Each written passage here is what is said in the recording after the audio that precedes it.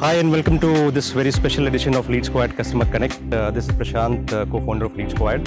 Today I'm at a very special location in Goa called Akron Waterfront Resort, right at the intersection of Baga River and Baga Beach. And with me, guest of honor is Dr. Joseph Brito, co-founder of Akron Group. A very special customer of Lead Squad. He has been with us for last 8 years and really privileged to have him today on the show. Dr. Brito, you are a medical doctor by training, by profession, and then you became a hospitality entrepreneur, right? Very interesting. I mean, I haven't seen many people, doing that, and I would love to know about your early career and what made you switch from a doctor to hospitality. Prashant, thank you. Thank you for the opportunity. Yes, I'm a pediatric intensive care physician by training. I used to be a consultant at St. Mary's Hospital in London. But in 2006, I moved to the US, to Washington, DC. And we built the first, arguably the first of its kind, clinical decision support system to enable clinicians to make better quality decisions and to try and fix decision error in medicine. But about 10 years ago, I came back to India, to Mathrubhumi, and joined my two brothers, John and Amar, who started Akron 33 years ago in Goa. And essentially our core business is we build and sell homes, villas and apartments in gated communities. But we also build, own and operate 3 hotels, 2 in Kandolim and 1 in Baga. Dr. Brito, please tell us a bit about hospitality business. How does it work? What are the key business metrics? How do you track it? Prashant, the biggest challenge in any business, not just hospitality, but even in property development, is sales. As someone very wise said to me once, you might have the best mobile phone, you might have the best hotel room, you might build the best villas or apartments. But if you don't sell, you still have a great product, but you don't have a business. So, an inextricable part of sales is cost of customer acquisition. Let's assume you have a bar rate, the best available rate of say 6,000 rupees.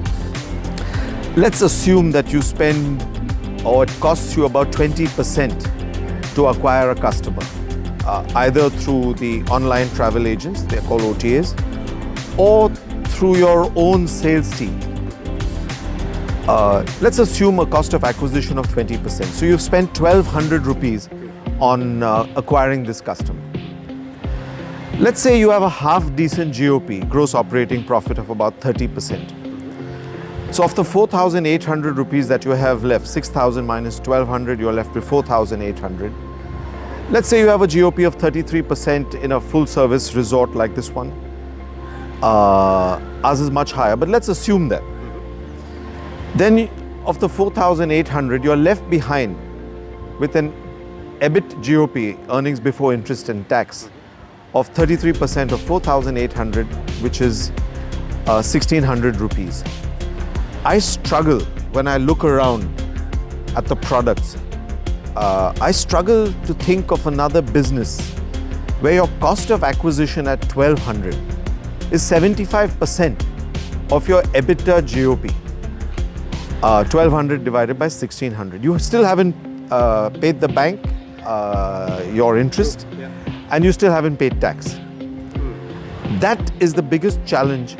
The cost of acquisition of a customer is the biggest challenge in any business.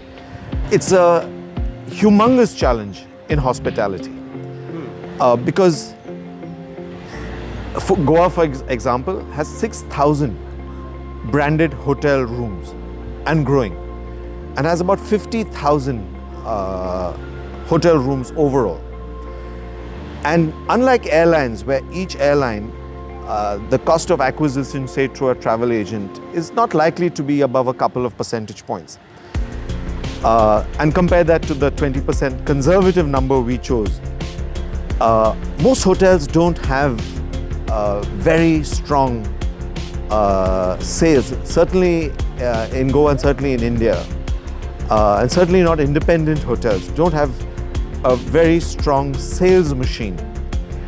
And therefore, if you accept the syllogism that I built, that the cost of acquisition of a customer is the biggest challenge, however good your product might be, then how do you become less dependent on, in the case of hospitality or in the case of selling villas or apartments, on channel partners? So if your sales team is to do this, you might have the best product in the world, the best car in the world, the best apartment, the best villa, the best hotel room, and the best sales team. But if you don't have leads, it's like a car without fuel, and that car is not going to go anywhere. So you might have a crack sales team, but without leads, that car is not going to be able to deliver. That was very insightful, Dr. Bittu. I'm really glad to hear that. So you are one of those customers, or very few customers actually, who early on realized the importance of using technology to run their business. But why Lead Squad? I think you have been in US and you have seen competitive software, right? So what made you believe in Lead Squad? I think when choosing, in this case, a lead management system, when you're spending over 30 grand a day, over 1 crore a year on just generating leads, I think you need to choose a lead management partner that is able to assist your sales team at every stage. So the moment the lead is captured, you'd like that lead to be entered into your lead management system. So there's no re-entry of data. I call it a crime against humanity if data is sitting digitally and you have to re-enter it in another digital system. So you need the interfaces with all your lead sources, and I mentioned so many of them: Google, Facebook, Instagram. So you need a lead management partner who's able to integrate directly with your lead capture form. So there's no entry of data. And then you have two activities that are very important. You have the activity of your sales team, and you need to be able to, the analogy I use for my team is look across the garden. There are some plants that you have to pay more attention to, and there are some plants that you have to pay less attention to based upon the timeline for their decision. So you need a system that's able to assist you and score, if you like, the salesperson's activity and the quality, not just the quantity of activity, but also the lead or the prospect now, their activity with all your various digital initiatives. I don't want to get bogged down into the long weeds of technology, but essentially that's it. And unless a lead management partner is able to assist, so my suggestion is, like we did with you, we had a trial, a very short 2, 3, 4 week trial. We were impressed with the functionality. That was at the outset. And why we've stayed with you, with Lead Square, right through the last 8 years, it's because at every stage, as we have grown, as our demands have grown, as the competitive environment in which we operate has grown, at every stage, Lead Square has been nimble and responsive. Many of the features we asked for, you guys had the ability on the platform to cater to our needs. We've even used it as a CRM in Akron Homes, where it helped us tremendously with managing, once the home had been sold or the deal had been closed, then managing the whole process until the delivery of the home. Thank you so much, Dr. Bittu, for those kind words. Really appreciate that. Really appreciate that you have been our customer last 8 years.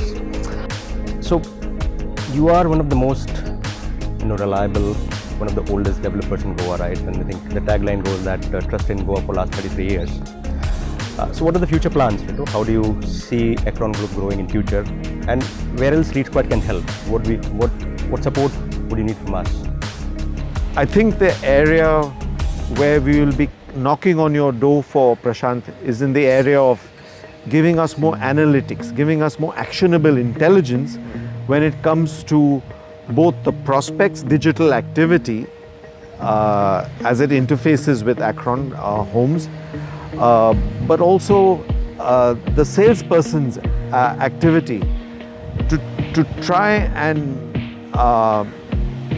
effectively manage a lead as it progresses through the sales cycle.